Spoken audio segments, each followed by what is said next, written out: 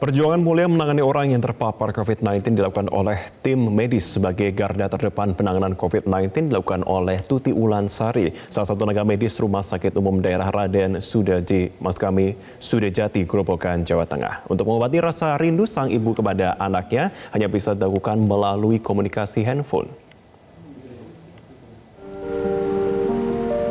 Kisah haru perjuangan menangani pandemi COVID-19 dialami oleh tim medis penanganan COVID-19.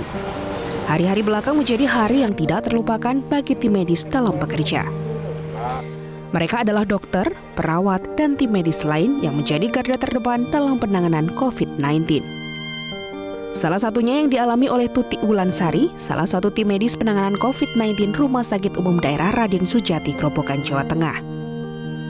Ia harus bekerja secara hati-hati dan penuh tanggung jawab dengan resiko terpapar COVID-19. Bukan perkara mudah dalam penanganan COVID-19.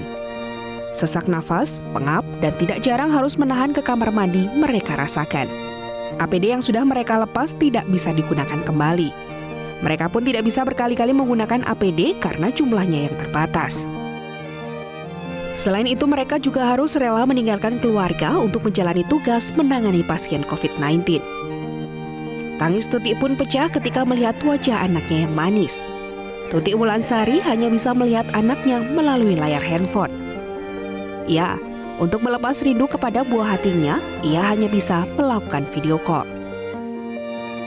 Selama menjadi tim medis COVID-19, ia harus tinggal di mes bersama tim medis lainnya dari RSUD selama 1 bulan yang sudah disediakan oleh pemerintah daerah Grobogan dengan menempati rumah dinas Wakil Bupati Grobogan. Mulai dari APD emang kita sebenarnya berat pakai alat itu dan panas, pengap sampai susah untuk bernafas.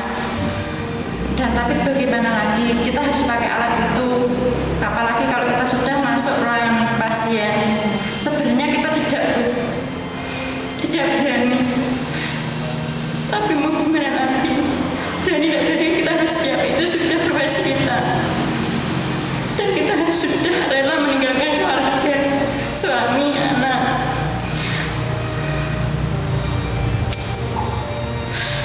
Berani masa kerja, setelah itu kita menjadi mahasiswa sebelum karantina, tidak bisa ketemu anak, suami, keluarga.